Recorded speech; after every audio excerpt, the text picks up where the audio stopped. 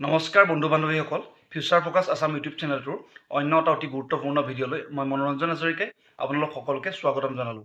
থাম্বনেইলত আপোনালোকে ঠিকেই দেখিছে, জুলাই মাহৰ পাছৰে পৰা সকলো ধৰণৰ ৰিক্ৰুইটমেণ্ট প্ৰচেছ ষ্টাৰ্ট হ'ব। CM ছাৰে এখন সংবাদমেলত ঘোষণা কৰিলে। আপোনালোকে সেই ক্লিপটো ভালদৰে চাই লওক। তৃতীয় চতুৰ্থ শ্ৰেণীৰ আপুনি নিযুক্তি দিম বুলি কৈছে। আমাৰ গোটেইখিনি ৰেডি হৈ আছে। বৰ্তমান বানৰ পৰিস্থিতিৰ কাৰণে মই বিষয়টো চকু দিয়া নাই, কাৰণ আজি যদি আমি পৰীক্ষা পাতিব লাগে, পুলিচে দৌৰিব লাগিব। পুলিচত এখন খেলপথাৰতো পানী নোহোৱাকৈ নাই। সেইকাৰণে জুলাই মাহটো অপেক্ষা কৰি লওঁ, তাৰপিছত এই বছৰতে আমি চব চেছ কৰিম। কেইবাজনো বিধায়ক এতিয়া MP হ'ল। হয়, আপোনালোকে ঠিকেই দেখিলে। আমি অলৰেডি আমাৰ এটা ভিডিঅ'ত ভালদৰে আপোনালোকক ব্ৰিফ কৰিছিলোঁ যে পৰীক্ষাসমূহ কি কাৰণত জুলাইৰ পাছৰ পৰা আৰম্ভ হ'ব।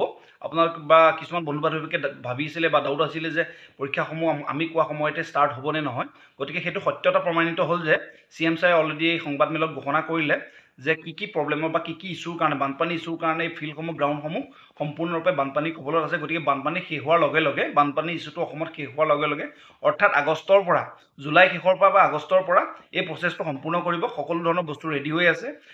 অনলাইন এপ্লাই ADRE কমপ্লিট হ'ল, আছাম পুলিচৰ কমপ্লিট হ'ল, অনলি টেট ৰিক্ৰুইটমেণ্ট টেষ্টটো অনলাইন হ'বলৈ বাকী আছে। আৰু আপোনালোকক কাৰণসমূহ ভালদৰে ব্ৰিফ কৰি সেই ভিডিঅ'টোত আপোনালোকক ভালদৰে বুজোৱা হৈছিল। যদি আপোনালোকে চোৱা নাই, ডেছক্ৰিপশ্যনত ইয়াৰ লিংক আছে, আপোনালোকে ভিডিঅ'টো ভালদৰে চাই ল'ব।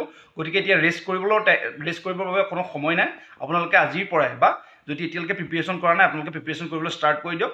কোনো ধৰণৰ ডাউট নাৰাখিব যে পৰীক্ষা হ'বনে নহ'ব, আৰু নিজত কনফিউজন ক্ৰিয়েট নকৰিব। আপোনালোকে একদম ধুনীয়াকৈ নিজৰ চিলেবাছ কমপ্লিট কৰক। যিসকলৰ ফিজিকেল ভালদৰে প্ৰিপেয়াৰ হোৱা নাই, ফিজিকেল ভালদৰে আপোনালোকে প্ৰিপেয়াৰ কৰক আৰু ৰিক্ৰুইটমেণ্টৰ বাবে নিজকে প্ৰস্তুত কৰাই দিয়ক। যিটো নিজৰ একেবাৰে উইক পইণ্টটোত আপোনালোকে ৱৰ্ক কৰিবলৈ ৰেডি হওক বা ৱৰ্ক কৰিবলৈ চেষ্টা কৰক।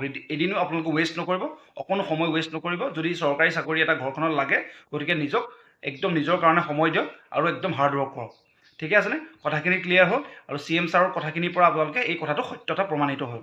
গতিকে ইমানতে বিদায় মাগিছোঁ। জয় হিন্দ।